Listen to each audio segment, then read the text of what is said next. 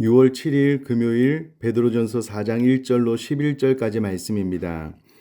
그리스도께서 이미 육체의 고난을 받으셨으니 너희도 같은 마음으로 갑옷을 삼으라. 이는 육체의 고난을 받은 자는 죄를 그쳤음이니 그 후로는 다시 사람의 정욕을 따르지 않고 하나님의 뜻을 따라 육체의 남은 때를 살게 하려 함이라. 너희가 음란과 정욕과 술취함과 방탕과 향락과 무법한 우상 숭배를 하여 이방인의 뜻을 따라 행한 것은 지나간 때로 족하도다. 이러므로 너희가 그들과 함께 그런 극한 방탕에 다름질하지 아니하는 것을 그들이 이상히 여겨 비방하나 그들이 산자와 죽은 자를 심판하기로 예비하신 이에게 사실대로 고하리라. 이를 위하여 죽은 자들에게도 복음이 전파되었으니 이는 육체로는 사람으로 심판을 받으나 영으로는 하나님을 따라 살게 하려 함이라. 만물의 마지막이 가까이 왔으니 그러므로 너희는 정신을 차리고 근신하여 기도하라. 무엇보다도 뜨겁게 서로 사랑할지니 사랑은 허다한 죄를 덮느니라. 서로 대접하기를 원망 없이 하고 각각 은사를 받은 대로 하나님의 여러 가지 은혜를 맡은 선한 청지기 같이 서로 봉사하라.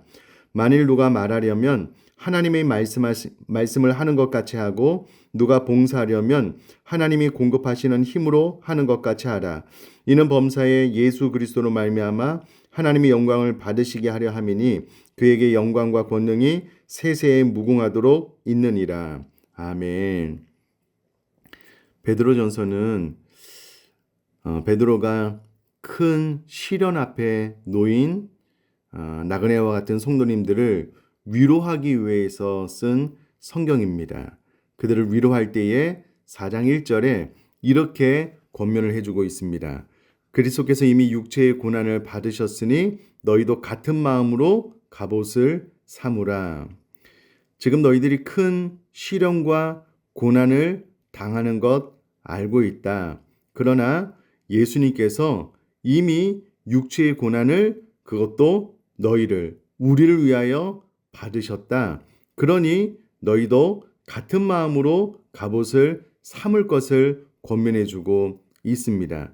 특별히 예수님께서 받으신 고난은 우리를 위한 고난이기에 이제 우리가 예수님을 위하여 이 육체의 고난을 받고 있는데 너희가 이 고난을 받을 때에 같은 마음, 즉 그리스도께서 고난을 받으실 때 가지셨던 생각이나 신념을 가지고 갑옷을 삼으라, 스스로 무장하라 라고 권면을 해주고 있는 것입니다. 그러므로 그들이 당하는 고난과 시련은 그들에게만 임한 것이 아니고요. 예수님께서 이미 우리를 위하여 고난을 당하셨기 때문에 예수님께서 고난을 받으셨을 때 가지셨던 생각이나 신념을 가지고 스스로 무장하여서 이 고난의 때를 이겨나갔으면 좋겠다라고 권면을 해주고 있습니다.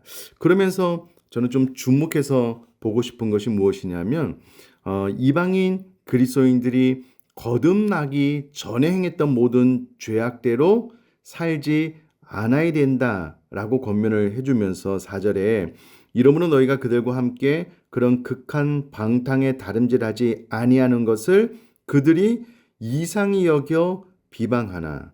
저는 이 말씀이 되게 참 은혜스럽게 다가왔는데요.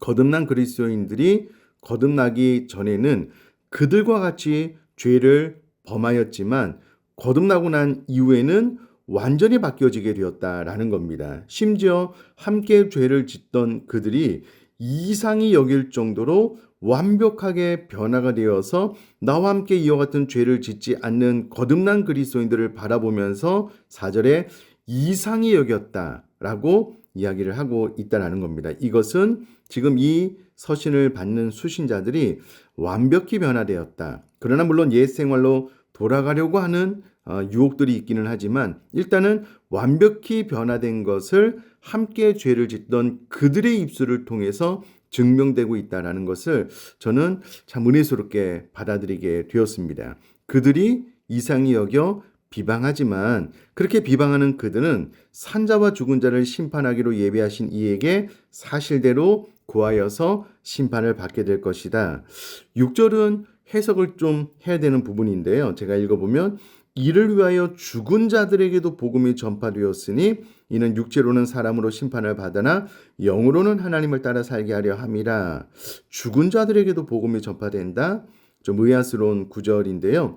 이것을 원어로 풀어보면 지금은 죽은 성도들에게도 살아있을 때에 복음이 전파되었다는 거예요. 왜 그들이 살아있을 때에 복음이 전파되었냐면 그 이유는 이는 육체로는 사람으로 심판을 받지만 다 죽음을 당하지만 영으로는 하나님을 따라 영원토록 살게 하기 위함이다 라고 6절에 그렇게 설명을 해주고 있습니다. 그러면서 7절 이하에는요, 종말을 기다리는 성도들이 가장 신경을 써야 될 것 여러 가지를 이야기를 하고 있는데 그 중에 세 가지만 말씀을 좀 드리려고 합니다. 첫 번째는 기도인데요. 7절 말씀을 제가 읽어보면 만물의 마지막에 가까이 왔으니 그러므로 너희는 정신을 차리고 근신하여 기도하라 라고 권면을 해주고 있습니다.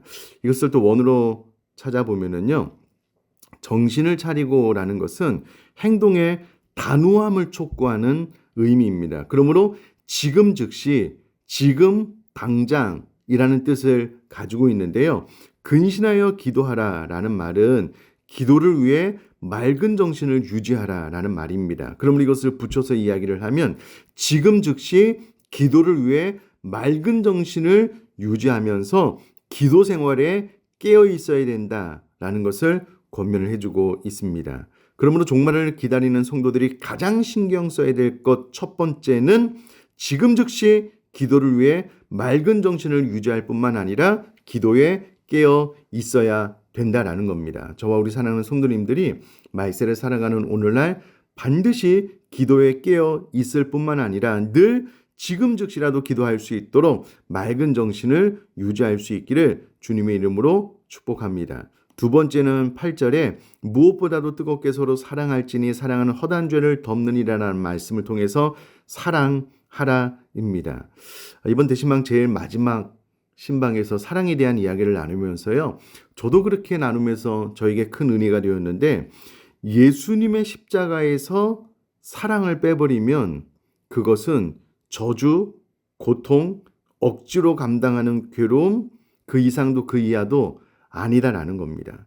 마찬가지로 우리들의 신앙생활 가운데 사랑을 빼버리면 아무것도 아니게 되고요, 아무 유익이 없게 됩니다. 그러므로 종말을 기다리는 성도들이 가장 신경 써야 될 것 두 번째는 사랑하는 것이고요. 사랑은 허다한 죄를 덮게 합니다. 그러므로 말세를 살아가는 저와 여러분들 가운데 나의 모든 행위 가운데 행동 가운데 사랑이 묻어져 나올 수 있도록 사랑이 동기가 되어지고요. 사랑이 포함된 신앙생활, 나눔, 섬김이 될 수 있게 되기를 또 제가 주님의 이름으로 축복합니다. 세 번째는 10절 말씀인데요. 각각 응사를 받은 대로 하나님의 여러 가지 은혜를 맡은 선한 청지기 같이 서로 봉사하라, 봉사입니다. 큰 시련을 당하고 있는데 베드로는 오히려 더 봉사하라, 청직이다, 달란트를 잘 사용하여서 주님 오시는 그날 잘하였다 칭찬을 들어야 되기 때문에 여러 가지 은혜를 맡은 선한 청지기 같이 서로 봉사함으로 종말을 살아라 라고 권면을 해주고 있습니다. 좀 의아스럽죠. 큰 시련을 당하고 있는데 오히려 더 봉사할 것을 권면하고 있다면 저와 우리 사랑하는 성도님들도 정말 종말을 맞이하고 기다리고 있는 이때에 더욱더 충성하고 봉사함으로 주님 만나는 그날 잘하였다 칭찬 듣는 그런 신앙생활을 해 나갈 수 있게 되기를 주님의 이름으로 축복합니다. 제가 한번 기도하겠습니다. 살아계신 하나님 아버지의 말세를 당하여 많은 환난과 시련을 당할 수 있지만 그때에 주님께서 가지셨던 생각, 신념을 가지고 스스로 무장하여 깨어 이 말세를 잘 살아나갈 수 있도록 은혜 허락하여 주시기를 원합니다.